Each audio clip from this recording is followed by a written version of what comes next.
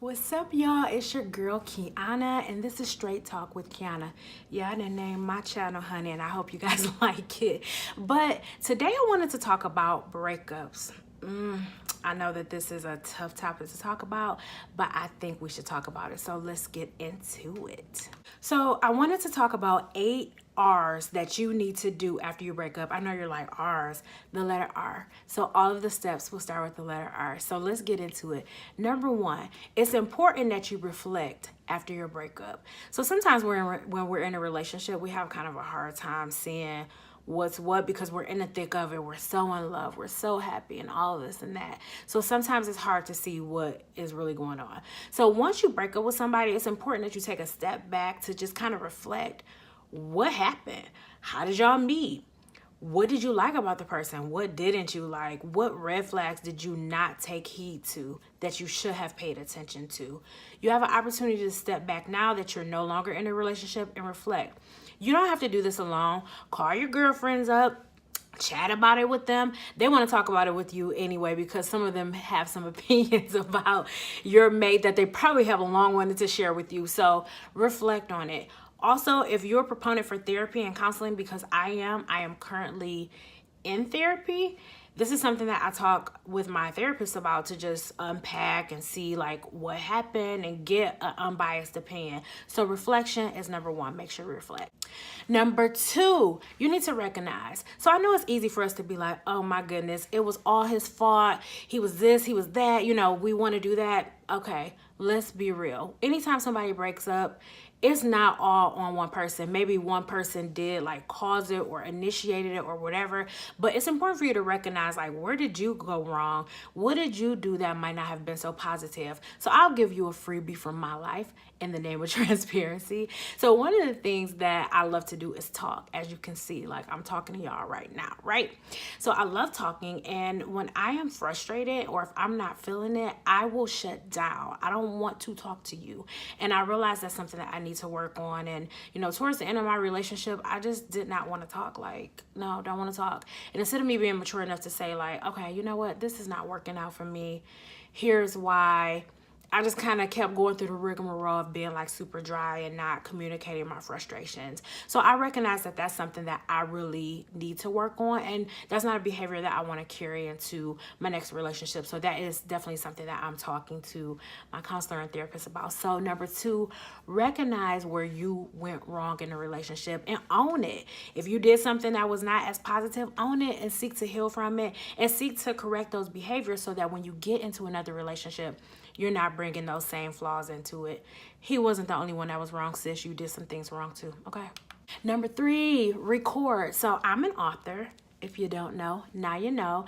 And so I think it's important that you kind of write down what happened. You know, after you've reflected, after you've recognized where you went wrong, write it down, whether that's in a note on your phone or you want to use a Google Doc or a Word doc, or even if you want to like use your phone to just tell your story. So it's important that you record because you need to recognize what happened, you know, where you went wrong, and reflect so that you will not repeat that same behavior again, or so that you don't go through these same scenarios or situations again. So record, write everything down. Okay, number 4 is resist. Okay, you need to resist the urge to contact him, okay? Y'all done broke up. It don't matter if he initiated it or you initiated it. It was mutual. Resist the urge to contact him back. The relationship is over, especially if it was toxic. You're leaving somebody who was manipulating you, abusing you, or anything, you know, cheating on you.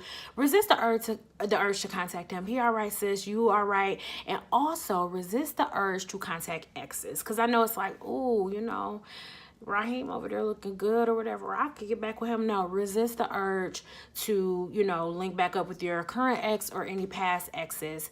Just don't do it, okay? Don't do it.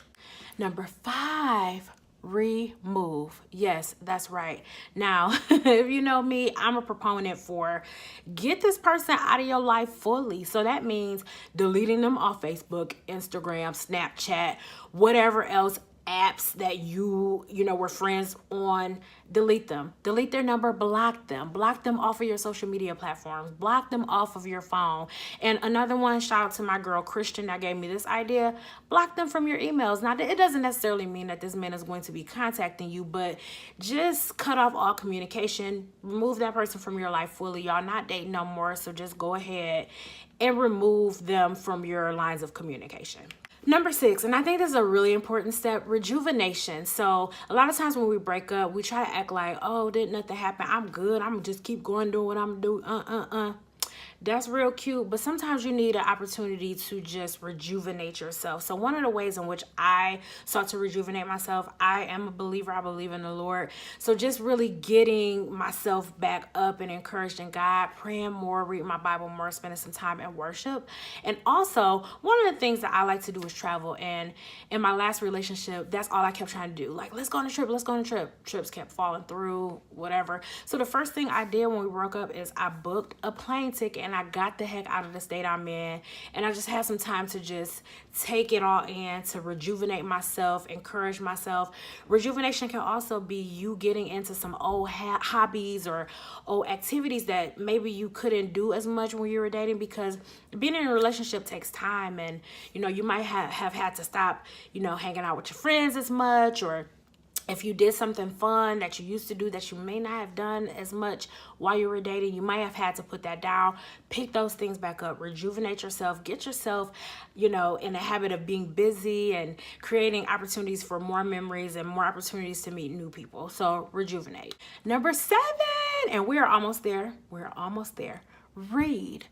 It's really important that you're always in a state of learning, always trying to educate yourself. So read. So when I got out of my relationship, I started reading relationship books on Kindle. I found a lot of things that were just encouraging to me to be able to read about somebody else's situation. So if you are in the spirit of reading, which I think you all should be, this is my book, Girl Move On, A Guide for Successfully Letting Go. If you are in a toxic relationship, and yes, this is a shameless plug, you can get this book to realize and recognize how you can free yourself and how to avoid red flags in the future. So definitely read.